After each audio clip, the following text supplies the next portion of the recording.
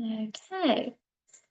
Morning, everyone. We're just going to wait for some people to trickle through because I know Zoom likes to take its time letting people in. So give us a few minutes of awkward silence and then we'll get to chatting.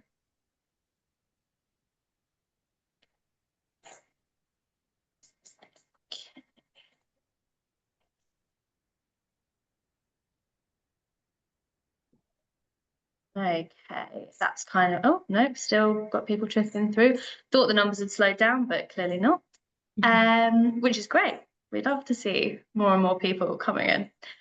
I will get started though now. So hi everyone and welcome to today's Broadcast Intelligence webinar. I'm joined by a really exciting group of distributors to talk all things acquisitions and more. We're headed into the MIPCOM season, so if you're selling a show or want to talk finance or things like that, this is the place to be to find everything out that you need to know. There's quite a lot of you here as well, and before we kick off, I just want to make it known that webinars aren't all Broadcast Intelligence do. We are home to 500 international commissioning profiles and a whole index of distributors. The team, including me, are going to be at MIPCOM, so come and meet us for a coffee, and Izzy is going to share the link to book in a coffee meeting with us on this chat now. So please come, we'll buy you a cup of coffee, it'll be so much fun. But let's kick off. So joining me today, I have the Head of Acquisitions at DCD Rights, Pilar Perez, EVP of Content and Acquisitions at Banijay Rights, Simon Cox, Julie Meldal-Johnsen, EVP of Global Content at ITV, and Claire Runham, Head of Acquisitions at BossaNova. So thank you all so much for joining me. To kick us off and kind of help everyone understand who you are, what you do, kind of what you're about, I'd love to know what do you on your slate at the minute do you think really exemplifies who you are and what you do as a distributor? I don't know who wants to kick off that big question. Yeah, I'm happy to. I'll say so. At BossaNova, we're an all-factual distributor, but we've got a really varied slate within factual programming. So we do. I mean, I'm thinking about our MIPCOM launch list. We've got history on there. We've got crime. We've got lifestyle. We've got some access programming, talent-led content. So it's a really varied selection of programs that we're bringing to the market this time, which is sort of reflective of how the catalogue is more generally. We've got 16 new titles that we're launching and 3 returners, which is great. Sort of feels like a healthy number for a company of our size. We're quite boutique. Of those new shows, we've got 3 commissions. So I think sort of one thing to say about BossaNova is that we do a lot of pre-sale work, and we're quite quick to react to sort of changing needs in the market to make things work well. Yeah, there's some areas that we don't commission in just because of the kind of license fees that we might be able to get for the likes of lifestyle. Often sort of demands a big number from a local broadcaster, and sometimes talent can have an impact on how much sort of international saleability something has. But for shows like Ancient Autopsy, which we're bringing to MIPCOM this time, where we've got Susanna Lipscomb on as presenter, that kind of expert-led talent where they sort of have real credibility works well internationally, we find. Amazing. Who wants to follow that up? Yeah, I'm definitely not speaking now. I feel like that's just volunteered you. I'm happy to go, Pilar. Go for it, Julie. So ITV Studios, we're a distributor. We're a distributor of scale. We have a slate that encompasses all genres: drama, non-scripted, factual, and formats are sort of the key pillars of our slate. I think I'm gonna pick one of my children. I'm not allowed favorites, but on the drama side, I would say Frauds. Frauds is a drama for ITV made by Monumental Pictures, distributed by us. So that is Monumental Pictures as part of ITV Studios. So that is an example of a show that is all sort of within the ITV family. It's a premium heist thriller. It's set in Spain. It's at the heart of it. It's this quite toxic but daring, fun friendship between two women, two grifters, con women, played by Jodie Whittaker and Saran Jones. It's pacey, it's adventurous, it's dark, it's twisty, it's funny. I'm really, really excited about it. I've been personally after a heist series for a long time, so I'm very excited we finally got one. On the other side, on the factual side, third party relationships are really, really important to us. We've got Ages of Ice, which we have been working on Northern Pictures for several years now. Northern Pictures are a fantastic production company based in Australia. It's a commission for PBS and ABC, and we're distributing the rest of the world. It's a very ambitious endeavor looking at scientists and polar-nauts who are really pushing the boundaries of science and exploration on the polar ice caps and the coldest places on Earth, and exploring the really vital effect that those regions have on our planet and how they are changing and what that might mean for us. And it's been so exciting for me and a privilege to see the footage as it's coming in over the years. Some of it absolutely jaw-dropping. It's going to be very, very visually stunning, as well as really, really interesting and I think important. I can't not mention a format. We're launching 8 new formats at MIPCOM, one of which is Nobody's Fool. It's an ITV commission that will come next year. It's a co-production actually between Lifted Entertainment in the UK and Nobody's Hero, which is US based.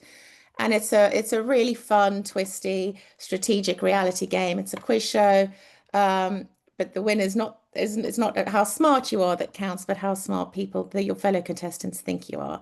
So that's going to be really fun as well. So I think that's just a sample of a sort of broad range that epitomizes ITV Studios.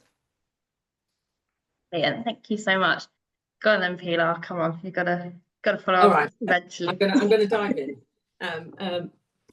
So DCD, I think a bit like BossaNova is more in the boutique range of distribution, but the point of distinction, we do a bit of scripted and we do quite a bit of factual as well. Over the years, we have the great privilege of having built some franchises with lots of our production partners. So for us this year, MIPCOM is bringing back quite a number of series, both in factual and in drama. And launching a new slate of programs that cover the bases from. We're doing quite a bit of wildlife at the moment. We're doing some royal docs. We've got returning series of some tough job kind of shows that we do. Aussie Gold Hunters is one of our big franchises. Equally, Travelling Auctioneers on the BBC is also one of our big franchises. And we have amazing success with Canal Boat Diaries, which, if anyone's ever seen that, the numbers on the BBC is spectacular, but I'm not sure anything really happens. But it's one of the shows that we get asked for more than anything in terms of certain markets, certain broadcasters. That's coming back for another series. We've got some crime franchises that are coming back again. So we're very lucky in having tentpole kind of both factual and drama series. On the drama side, we are doing a soft crime, blue sky crime show with Lucy Lawless called My Life is Murder. That comes back for series 5. We're in discussions about 6 and 7. We've got Hidden Assets, which is this season is a Irish, Spanish, Belgian, UK co-production. And I think that gives you a sense of the complexities of the market at the moment, both in factual and drama, in terms of the number of partners you have to bring in to make shows work and get them off the ground. And then we've got a new drama that we're launching, which is called Happiness, which is a half-hour show that came out of New Zealand that is effectively about amateur theatre in New Zealand. And we are just about to finance the second series with a US partner. And then we've got things like Thou Shalt Not Steal. We did a show with Dylan River last year that is still coming to market. And Love Me, which is another show that we've done out of Australia with Hugo Weaving that we co-produce with Hulu. So all those shows are on the front of our slate and still out there selling at the moment. So yes, we're hoping for a good market. Yeah, amazing. And last but not least, Simon, what about you? Thanks, Alice. Thanks, everyone. I mean, we're very similar to Julie in a way. We're a broad audience, mass, large-scale distributor working across scripted, non-scripted and entertainment. Obviously, we've got a good mix of content from both the Banijay Entertainment group of companies, and third parties, and it's a good split between the two. In scripted, we have a broad, diverse range of content, from big, ambitious pieces like SAS Rogue Heroes for the BBC, which is returning for a third season, to returnable crime like Grantchester, currently filming its final season after 11 seasons, sold to 200+ territories. It's more than just crime. And we've always got something different in drama, combination of crime, thriller, pieces with something to say. We've got Barbara Taylor Bradford's Woman of Substance returning for a remake. We've got Falling, which is Jack Vaughan's new love piece between a priest and a nun, which is absolutely beautiful. As behind me, Bergerac is back filming again. And I think, you asked about what exemplifies who we are and what we do. I think the diversity of things. Earlier this year, we launched The Return of Wolf Hall, which is a big statement piece, and we're welcoming back another remake of Helen Menkel's Wallander. So it's a really broad slate across English and non-English language. In factual, we focus on broad audience, general entertainment, factual, very diverse brands. Eva Longoria is searching for France as the third outing for Eva with her travelogue brand. The wonderful YouTuber Francis Bourgeoisie is doing a two-piece with Channel 4, trying to become an astronaut, which is just beautiful. Earlier this year, we did Atomic People, which is the story of the Hiroshima survivors from Minnow Films. And you may have seen in the press yesterday, the Ozzy Osbourne, Sharon and Ozzy Coming Home doc launches next month. That's in our catalogue as well. So it's a mix across the board in non-scripted, even things like Blue Light, 24 Hours in A&E, and Ambulance do incredibly well for us. So Blue Light continues to work well. And like Julie said, in formats, very similar to ITB, we've got a good entertainment format slate. SAS Who Dares Wins continues to do very well. We're launching the Game of Wool, which is competitive knitting with Olympic gold medalist Tom Daly, which is just wonderful, from Hello Halo for Channel 4. And Let's Play Ball, a new physical gamer show from our Dutch colleagues, which we're launching at the market with some very large red and yellow balls. So it's a big mix of stuff for us. Amazing, sounds very fun. So there you go, you know who they are and what they're all about. I wanted to kind of talk about, it's kind of almost like a boring thing to say, the market, TV industry at the moment is in a weird place, a challenging place, whatever you want to call it, or transitional place as well, some people are saying. And a few years ago, I think it was very noteworthy and newsworthy that as distributors, you are coming into finance projects earlier, or you are kind of almost leading the charge and commissioning. That's probably older news now, but how does that? There's so much.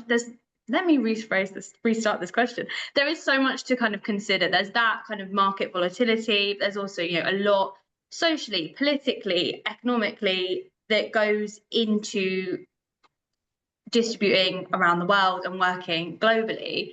How is that kind of affecting what you're looking to acquire or how you're looking to acquire? Great question. Yeah. My view is there's always a market for good storytelling, whether that's in scripted or non-scripted. There's always going to be a home for it. It's just what that home looks like and who those buyers are and what they're particularly looking for. I think having a broad, diverse slate with something for everybody continues to be important.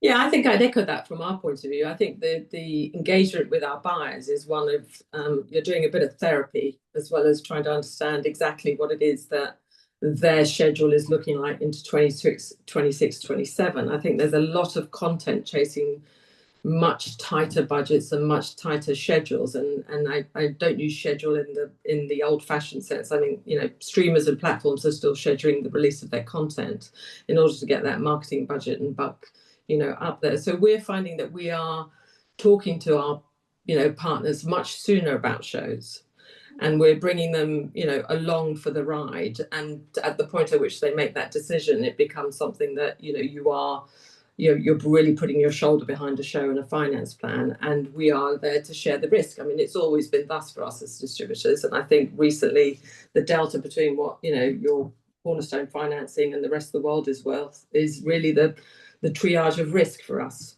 at the same time as trying to look for shows that stand out, so that are creatively slightly different but within a comfort zone. I feel that risk aversion is something that I think this market will really show. I'm hoping it's changing. But there is, there's lots of shows that I'd love to do that we just can't finance. Is the brutal reality at the moment. I would echo that, Pilar. I think, that there is no doubt that the market is tough. It's still there. There's still an appetite. There's still buyers that are buying. We as distributors have to be brave and take on more risk, and we have been doing that. I think all of us have had to across the genres.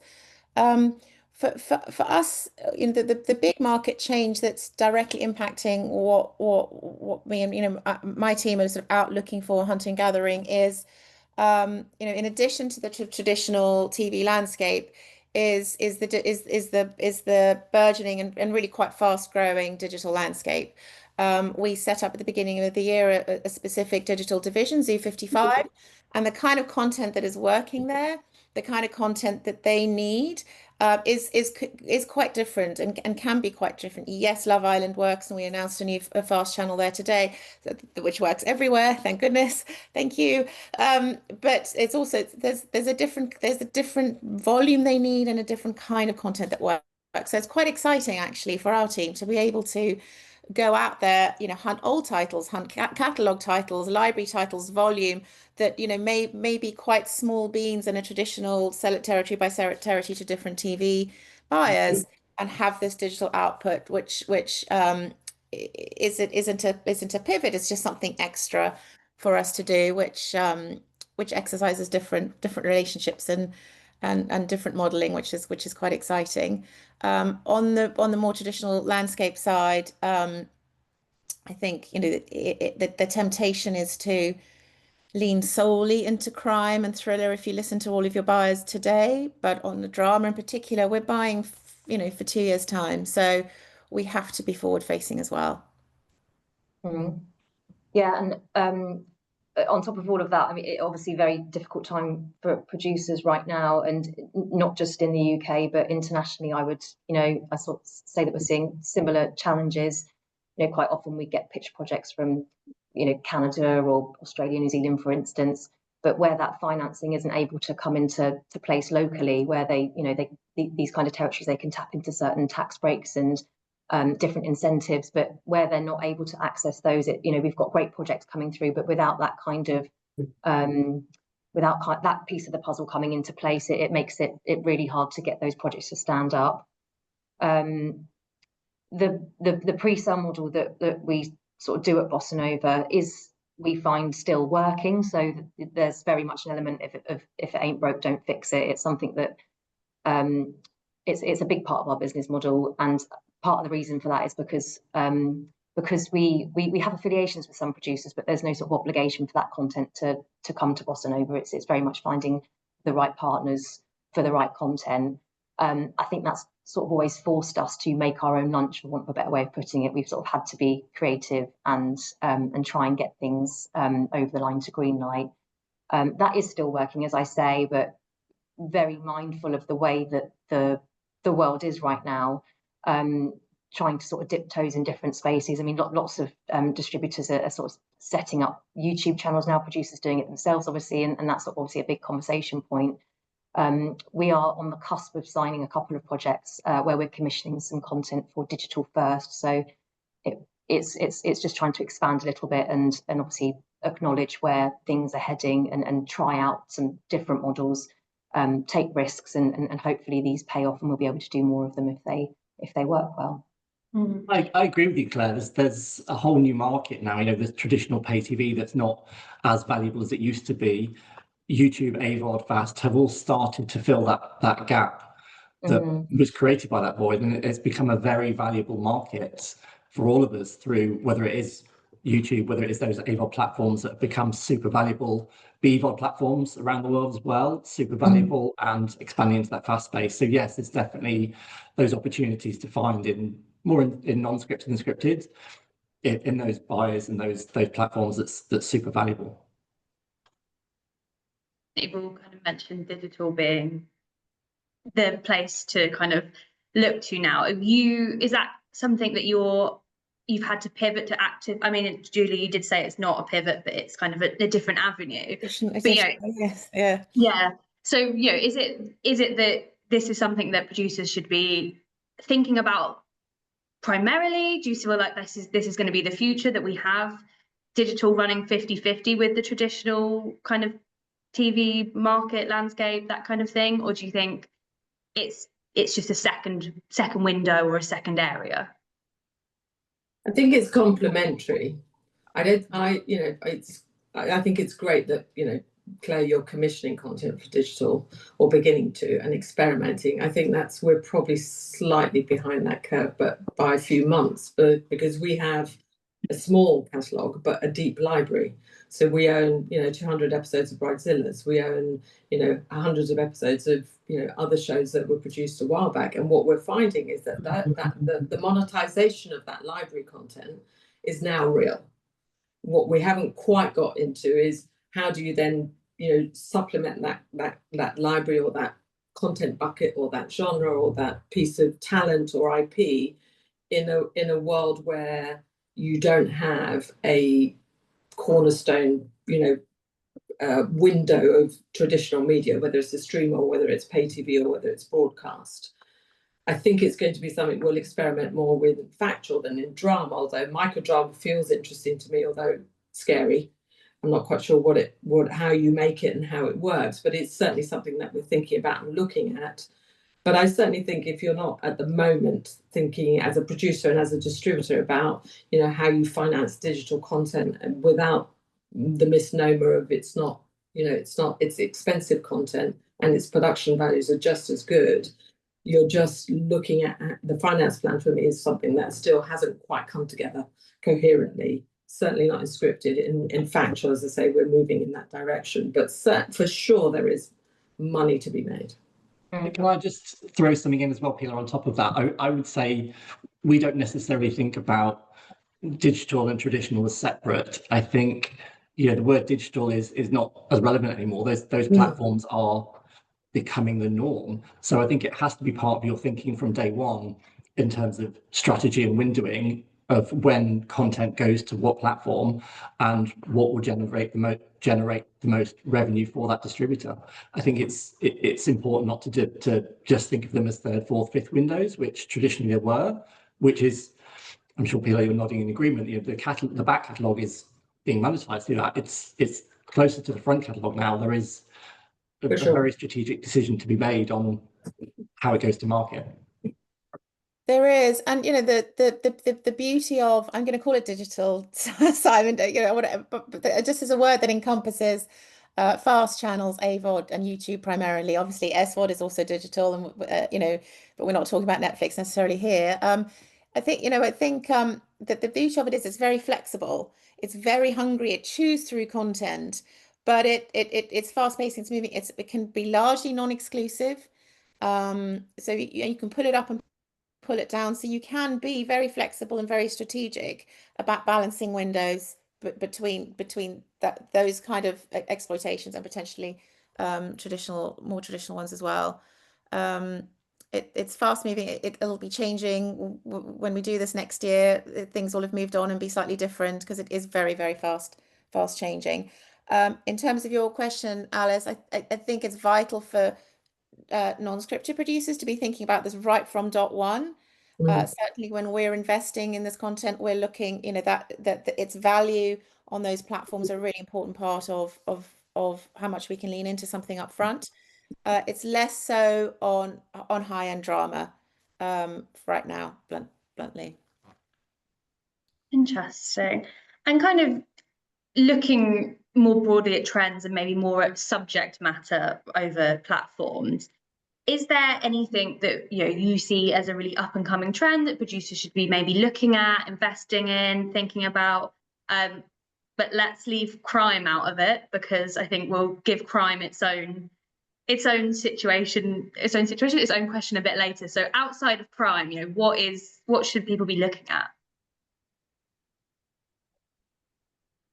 Well, for us, someone said to me recently that they were looking for content that was sort of old wine, new bottle, which I really liked, and sort of generally, applies to a lot of genres. I think for us, it's we're still very much into looking for limited series and one-offs that can really stand out in a schedule.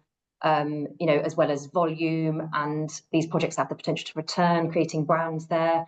But I think for us, it's sort of quite important not to throw the baby, you know, out with the bathwater. We're still in these spaces that we know work really well for our model and for acquisitions at broadcasters. So yeah, it's about trying to kind of fulfill a creative ambition, but in line with the sort of budget expectations that we can expect to achieve from pre-sale, basically, which I think is the main challenge. But those subjects that we sort of see, you know, in the catalogue, that we're still in those spaces, but just trying to, you know, new angles and new ways of doing things is always very interesting for us. And what are some of those subjects that work well for you? History. So I mean, that's quite that would be a keen one, really. If we get a pitch that's sort of incredibly straight, it's about trying to find ways that, you know, whether there's something new to say, or if there's a slightly new way into the subject. That's an example of sort of yeah, an area where we sort of work with the producer to develop it into something that could, if it's a good subject as a starting point, develop it into something that could be more appealing, I would say. For us, the things that we hear a lot from our buyers, and it hasn't really changed in the last year, is you know, is feel good, escapism, entertainment. You know, escapism, I don't think doesn't have to mean frothy and light. Escapism can be, you know, it can be horror in a way that's very escapist. And I might be wrong. It seems to me that there seems to be a potentially increasing appetite for horror across the genres. I don't think it's a stampede just yet, but it's certainly something we're hearing more and more about across different things. Escapism, you know, can be adventure, action, you know, all of that, as well as a beautiful travelogue, and, you know, sitting in your living room on a dark January night and looking at some sunshine. And I quite like old wine, Claire, but in a new bottle, you know, that and great characters. I think, you know, great characters have always been in desire, and that is still a trend there. But I think that's what we're hearing most.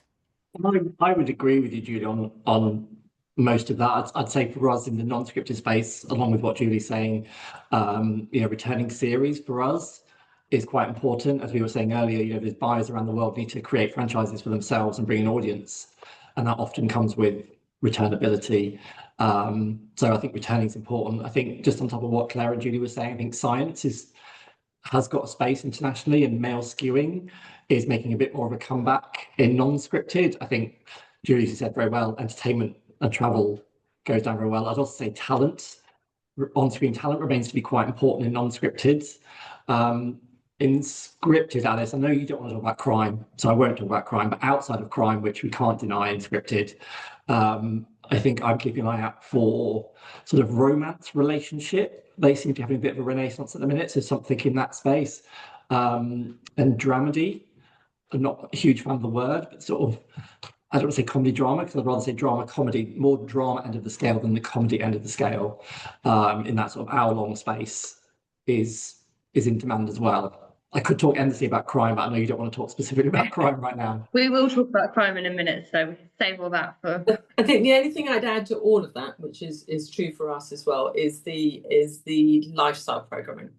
I think that escapism and that sort of leaning back, but you know, engaging with a story is something that we're very much looking for, which is, you know, how do you transform the space around you, but with that, you know, more positive, you know, framework in it, and not just a transactional show, but it's a journey. We're doing a lot of the travelogue with personalities. We do Bill Bailey and Sue Perkins, and there's some more coming down the line, and that seems to work really well for our international partners. And I'd also wildlife. We're doing quite a bit of. We're getting some traction with some wildlife shows where you've got unique footage, but, you know, obviously a world of very, very rich footage that exists out there. Obviously not competing with the BBC BBC Natural History Unit, but shows that still tell a story where the characters are the animals ultimately, and it's voice-overed. And the casting of voice-over is also an interesting world at the moment in terms of just lifting shows into an EPG and prominence and marketing. That's something that we're spending a lot of time talking to our producers about, is who's the voice of it. And science and engineering and history, they're all our staples, really. And just I'd love to And just add in that on. Oh, sorry, carry on. No. And in scripture, I was going to say exactly what Simon said: crime by any colour, in any tone, in any world. Someone has to die. Mystery, dead body, episode 1, or wherever you want. But you can do it with a laugh. You can do it with a blue sky. You can do it with I'd say dark crime isn't something that we're finding a lot of appetite for. It's interesting you said horror, Julie, because we looked at a couple of horror shows and couldn't quite find a way to make them work. But I think it's an interesting place. Well, I have to get someone else to watch them because I'm too scared. But me too. I do that. I just want, there's one trend that I'm personally really excited to see. When I think several of us have talked about, there's a perennial value of science shows, history shows, engineering, that kind of thing. And what I'm really excited to start seeing from producers out there is how the advances in AI could really transform that genre actually, and make, and turn what used to be a really good history show to something really exciting and visually epic. And I think that could the use of AI in those genres in particular could be really groundbreaking in the next couple of years. Challenge for you all out there. And I want to go back to Simon. You mentioned talent, and everyone kind of nodded and was like, "Yes, very important," which obviously it always has been and always will be. When you're looking to kind of pitch a show to a distributor, to one of you guys, and you've got talent attached, how big does the consideration of their kind of global fame or their digital fame even, how important is that compared to local? Because obviously there's this argument of make local shows for local people, but when you're looking to distribute something globally, that kind of isn't as relevant. I think it is about how well is that talent, what is the global recognition of that on-screen talent. It is an important consideration. There is some local talent, as you put it, that is somewhat recognizable, or you take a punt on something that is new, relatively new or quite local, that could try and break through. I think there's no denying everyone's looking at sort of YouTube creators, for example, or the more online digital talent, for want of a better descriptor. Everyone's looking at how do you bring a younger skewing audience to a more traditional linear, and that is quite often through that sort of talent. So I think it is about their potential global currency of how recognizable they are. I think for me as well, I think if you're doing, say, a travel log or a history piece, that piece of talent needs to be authentic and believable, or authored, in fact. You can't just put a piece of talent in it for the sake of it. There has to be a reason why they're there. I think they're probably the keynotes. I mean, as well, I think it's everything changes, but everything stays the same. It's still how does an international buyer bring an audience to a show, and it's quite often how does that face look in an advert or on a billboard or on a web ad. How's that going to bring an audience to watch it? So it's that recognizability that is quite important. Yes, I think for us, there's kind of sort of three things to say. I mean, one is, we're sort of thinking how globally recognised is the talent that's attached to a show. So, I mean, if we've got Brad Pitt there, then absolutely amazing, but it's gonna, totally blow the budget, completely unaffordable for what we're doing, unless it's already commissioned, obviously. So can't really work with that kind of caliber of talent.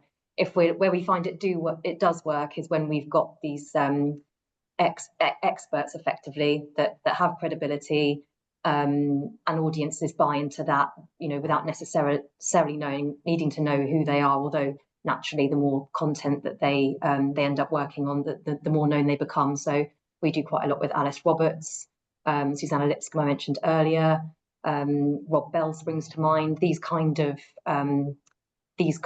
personalities that can work really well. They really know what they're talking about, and they're excellent at this kind of content that we represent. And then the sort of final way would be is if if it is a more local talent, I think we just need to see the majority of the production budget being covered by the domestic market. And depending on how we think they might resonate internationally, will kind of have an impact on how much financing we could bring to the table to support any gap there might still be in the budget. So it's very case by case. Not dissimilar for us in terms of, you know, in scripted is slightly different because you're looking for that, you know, that face that fits the role, but also that encourages your buyers to say yes. And that's often different things in different markets, and that's the biggest, you know, when we do our casting couch kind of game, that's the biggest argument, is what's working in America versus what's working in the rest of the world. It's not often the same names, and if it is pushing budgets and breakage conversations into areas where, as much as I think Julie, you said we have to be brave and take on risk. I think the risk of casting breakage is interesting at the moment, because not all names, you know, are equal in those markets. I think in factual, I think it is about the author piece of it. We do a lot with Bethany Hughes and Sandstone Global. We've done 5 series of Treasures. It is unbelievable the feedback she gets on location from people, so much so that she's creating additional content for us in terms of just random people coming up and, you know, hugging her and thanking her for the shows that she's been doing, you know, all over the world. So that is important for our partners to know that she has that audience, and that it's a real audience, not just an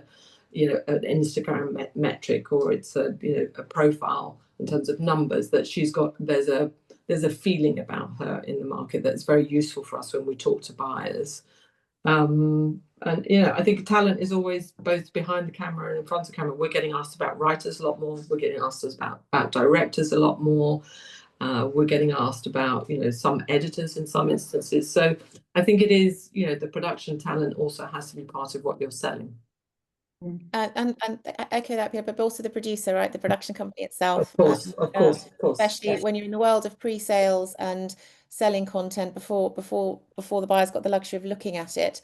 It's author. It also includes a production company, and you guys watching this and your track record and your passion is really helpful for us to tap Absolutely. In into. scripted, Julie, I completely agree. In scripted, it has to be, you know, we're taking risk as distributor based on at the same level as a broadcaster. So you're taking a risk based on a script, in effect. And in the current climates, you know, a good producer and a good script and a good writer can open doors, as it, you know, without anything else attached. And I think, as Pilar was saying as well, in scripted, I mean, I was predominantly talking about non-scripted, but scripted, I completely agree. And I think you definitely need, and yeah, current climate where it is challenging, you do need an on-screen piece of talent on top of the writer and director that is going to make people watch it, make people sit up and listen, because there is a lot out there that people can choose from. So it does need to have that recognizable, at least one recognizable face within that mix.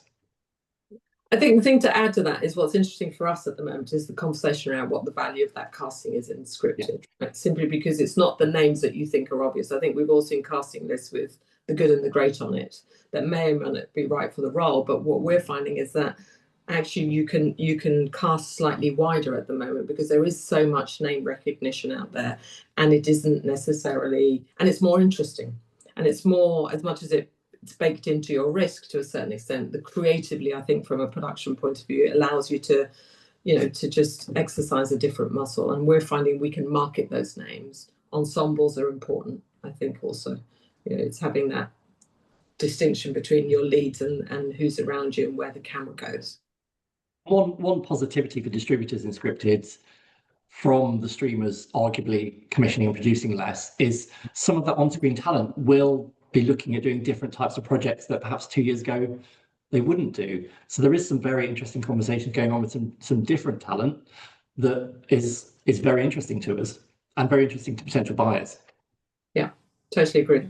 So before we move on to audience Q&A, we have to get the crime question in there. I'm just looking at the time, and it's flown by the last 40 minutes. Crime, still a big trend, first thing out of everyone's mouths when we talk about trends, what's working, etc. There was, you know, about maybe a year ago, 18 months ago, everyone was saying we're kind of moving on from it being murder and maybe looking at more kind of gentle crime and it being about cons and swindles and things like that. That was the kind of move of the dial. Is there a new evolution that you're seeing? Is it moving beyond the kind of con and swindle space? And do you think the crime bubble will ever burst? Are we ever going to have too much crime, or are we just crime from here on out? Alice, I don't think the crime bubble will ever burst. It's about how big that bubble is. And I talk a lot about crime and thriller as a combined genre, because you can have a thriller that's not necessarily a crime, and you can have a crime that is also a thriller. I think a lot of it at the minute is about execution, and that's probably a bad choice of words when we're talking about crime. But it is about how it's executed. I think Pilar touched on it earlier. You know, it is a wide gambit from premium high-end crime all the way through down to cozy crime, blue sky crime, warm bath crime, you know, these different definitions of the softer end of the scale, and how complex those crimes are. I think, Pilar, you alluded to mystery as well, that fits in that space. It might just be a missing person rather than a dead body. But I think crime is a very well trodden path that has a very loyal audience, and I don't think we'll ever get away from it. Personally, I prefer more of a whodunit than a howdunit. Personally, I don't think the howdunits have necessarily cut through in the same way. Or poker face. Come on, poker face. Look at poker. Oh, look, that's a brilliant example of a howdunit. But yes, they're harder. They're harder to pull off. They're harder to pull off. And I would put another question to my peers in here as well, because it's a question that I ask and I don't have the answer for. Like, how many reboots or nostalgia characters can the market take? I don't know. I've got one right behind me, so I probably shouldn't say that, but Bergerac is brilliant. But is there a capacity to how many of those can be done? I think the answer to that question is probably no, Simon, because we've got some titles in our scripted, you know, library where I'm constantly thrown by, you know, buyers asking about, what if you spun off this character, or what if you brought back that character? And I think that it's the risk aversion we were talking about, right? I think the market wants to ultimately know that there's something that pre-exists, that there's an audience out there for something that already, whether it's IP, whether it's talent in terms of, you know, factual talent as well as scripted talent. That's we're finding that there's still a gravitational pull towards something that is known or familiar. Because ultimately, the fact that when you sit around and finance, you're taking some comfort out of the fact that it exists. We are developing shows that haven't been made in a long time, that have library content that also brings a financial impetus to the conversation. So people are buying library, creating an audience for it, and then they're beginning to talk about financing a new show, even though if it hasn't been in production for a couple of years. So I think that's an interesting de-risking that's happening with sort of platforms and channels where they want to experiment a little bit, but within very constrained worlds of, you know, kind of risk and new talent. I think crime pays. I mean, I hate to say it, but it really does. I think in all its, you know, rainbow colours of the world. I do think that the darker end of it is a bit tricky, both in factual and in scripted. You know, I don't think that you can tell stories that perhaps need to be told, but that are very sort of dark. I think leaning into what you said, Julie, which is the world still wants some optimism and hope, and people watch crime because they want to know how to avoid it, or they want to fix that puzzle or understand that mystery. And I think that's what we are telling our producers is you can still tell stories that punch through, but tonally you have to give, the hope has to be part of the mix. We're seeing the relatability you talk about as well. We're about to launch a two-parter on Ed Gein at MIPCOM. There's the big Netflix, is it series on Netflix? Big Netflix doc anyway, which sort of this is obviously coming off the back of. That's with Hearst on board. And this is terrible to say, isn't it? But yeah, we just really want murders, with the odd exception when it comes to crime, which is awful. But an exception that again is coming to MIPCOM is a show that we're launching called Heist, Robbing the Bank of England. So that kind of gives you an idea. We've got you know, Ed Gein at one end of the scale, really well-known, infamous serial killer, and then Heist. You know, it's a huge story, but that not a lot of people have heard about. So two ends of the sort of scale with those in mind. I think there are so many crime buyers out there that as a result, so much gets pitched. And I think that's why it can be quite hard to get the content made, because there's such a saturated sort of pitching market. That's exactly, yeah, I 100% agree. The appetite out there is huge, and so far it shows no sign of bursting. We are in a cyclical industry, so sometime it might start to fade, but I agree with you, Simon. I don't think it's going to burst. But to counter that appetite, you know, producers out there are smart and creative and responsive. So there is also, I think, a huge supply of crime programming across the genre. So it is getting harder to make every true crime documentary stand out. You know, every scripted, the execution is really important, and still being able to stand out amongst all the other crime content is still really important, despite the huge appetite out there. Just to add to that, Julie, if you don't mind, I would say as well that sometimes if it's a very UK specific true crime doc, such a case might not be well known internationally, so it sometimes does struggle for buyers to resonate with it and necessarily want it when they might have a similar crime that's happened in their own territory. So that's sometimes a challenge with domestic true crime. But going back to a very earlier point, Alice, I would say true crime and documentary certainly is one of those genres that is doing very, very well in the digital AVOD space. That seems to be a platform that huge appetite by audiences to consume that on those streaming platforms. So that's certainly an area that's worked very well for us.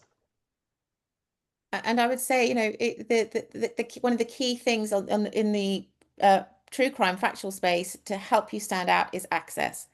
Getting premium access can really, really elevate your show.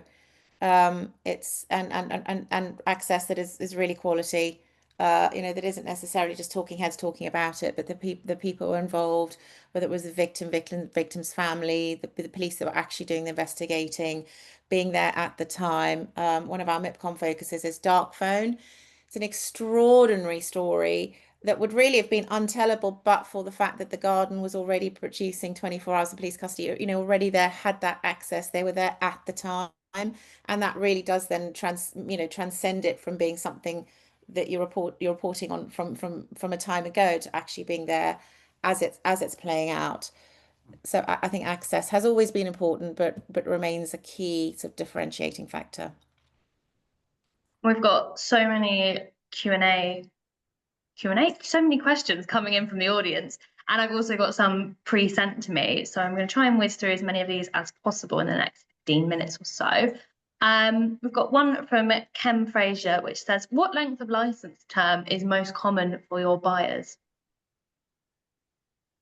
Anyone? Depends how much they pay. Yeah, literally what I was about to say, Julie. Depends what they're paying. Anywhere from 2 to 5 to 7 years. Yeah. Literally depends on the type of deal. Yeah. I think if you're looking at a big American scripted co-pro, it's 5+. If it's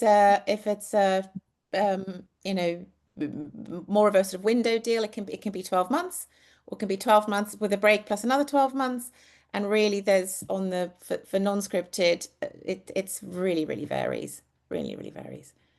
I think we're always thinking about, you know, renewals and second windows, which is often the reason I think why distributors ask for that longer term, so that we can keep the life cycle of it going for as long as possible and make everyone as much money as possible, obviously. The key consideration is not necessarily just the term, it's the exclusive windows within that term. So if you can have a 2-year factual program with a 2-year term, but after 12 months the SVOD becomes non-exclusive, great. It's really about using your distributor's expertise in maximizing windowing and rights exclusivity within those sales. It's not just about that single sale. Right. And the rules of the game can really vary depending on which territory you're talking about. No. Totally. Someone speaking then. Sorry. No, totally agree. I said yes to everything that's been said. Brilliant. We've got a question from Mark, who has an award-winning feature documentary but has yet to play in the TV space. Is this a situation where he could come to you guys as distributors to get kind of financing to cut the original feature into episodes for TV, or should he do that first then come to you? What's the kind of process with working with maybe someone not quite in the TV space yet? Features are difficult, we're finding. We do a lot in the music space and a lot in the biography space. The cut down on features, yeah, I would advise him to come and speak to a distributor before he spends any time and money doing that. Because I think it depends what it is and who's in it, and access, as Julie said, is important. But I would be loath to say go cut it and then bring it to us. I'd do it the other way around. 100% Yeah, I agree. agree with that. Yeah. Got an interesting one here from Mike, who said, how would you define what makes a drama a thriller? Which I guess depends on how jumpy you are.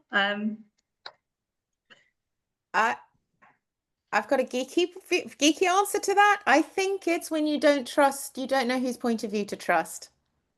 And you can't trust what you're seeing. It keeps you guessing. I think that turns it from being something can be really action, high paced, high octane, dangerous, on the edge of your seat. Don't think that necessarily technically makes it a thriller. It can be thrilling, but a thriller is when you're not sure who to trust and there's got to be some twist somewhere at some point. But I don't think that's in any textbook. I don't know. No, but I think that's spot on, Julie. And I would also say you want to end that the final act of the episode has to mean that you're doing series record or next. Yeah. But that binginess, that want to watch next can be across all genres, right? It can be on crime, it can be on relationship, it can be on romance. You know, who doesn't want to watch the next chapter of a good romance? But yeah, it's part and parcel with thriller as well, definitely. Throwing those cul-de-sacs in at the end of every episode, you know, you need to be like, whoa, what just happened? And looping back round multiple times, it's important. And when you're trying to make a thriller and you're thinking, right, this is for SVOD, this is for Bingy, the SVOD buyers, they need the hook in the first, is it 90 seconds? And they need a cliffhanger in every episode. Every single episode. A hook and a cliffhanger. And we're just approaching kind of towards the end of the session, our time together. But you know, this is kind of a looking forward to MIPCOM conversation. So thinking ahead to that, is there anything your quickfire priorities there that you're looking for or looking at in particular? Well, I think, sorry, go for it, sorry. Go. No, you go for it, Pilar. I think we are still looking for crime. We are looking for wildlife. We are looking for lifestyle shows, history and science and engineering, and that dramedy space is interesting. And I agree with Simon. It's more drama, tonally, perhaps with a wink and a nudge, but not comedy. Comedy is not something that is working hugely for us. Yeah, I would literally probably a similar shopping list to Pilar, to be honest. So we continue to look at drama from all around the world, all types of drama. For us, it would need to be returnable, and everything is returnable until it doesn't. Returnable drama, you know, as I mentioned earlier, sort of in the dramedy space or the rom-com space. Unlike Pilar, comedy is very difficult to travel, so it's not actively on my shopping list. In non-scripted, again, across the board, formats, entertainment, general entertainment, ideally series, science, male skewing, travelogue, anything in that space, talent-based. Yeah, like I said earlier, in line with what we stand for here at Banijay. I mean, guys, if you've got those projects, you can come to all of us. So that's the good news, because I would echo everything of that. I think particularly, when you're thinking about it, for example, we've got a big appetite for natural history. Natural history comes in all different guises. There's the lower end, cheaper clip shows, potentially with more humor in them, more cute and fluffy. There's the mid-range and there's the really high end. All three, please. We're looking, we've got clients that are buying all three, an appetite for all three. So really, but think about what you know, if you've got to show which end of that it is, because it does impact the appetite for it, and also obviously sort of the price attached to it. Lifestyle, yes. History, yes. Science and engineering. On the drama side, I echo all of that. We too are getting really a bit more risk averse on comedy. It's not that we're not doing it. We will look at it all, but it's harder for us to give it a yes. Spy, I don't think either of you said the sort of spy espionage action genre. We're also very interested in that on the drama side. And for us, all factual content, obviously. We're looking for a mixed economy when it comes to the commercials, really. So we're looking at anything that's sort of really early stage, no financing attached. It might be that something's already, got all the financing in place and just need a distribution partner. Might be that there's some deficit financing needed. We'll kind of look at any model, really. And in terms of the sort of editorial, we're really popular, commercial. I mean, if you have a look at our website, you'll get a sense of the kind of content that works well for us. There are some factual spaces that we don't operate in: natural history, music, anything sort of too political. We're really looking for programs that have a long shelf life, fairly evergreen, that will sell for a long time to come. Amazing. I think that is kind of a perfect place to wrap us up. Thank you so much for all joining me today, and thank you everyone who's been watching along. See most of you in Cannes, I'm sure. Thanks, Thank you guys. very much. Oh, and just to say, I mean, I'm sure we get emails all the time. If you are going to Cannes, reach out certainly to me and my team. I'm sure the same goes for everyone else. Don't be shy. With us, we're there to meet people we've never met before. So reach out. Come by. Yeah. Amazing. We have cocktails. Thank you. Bye. Bye. Thank you. Bye-bye. Thank you, everyone.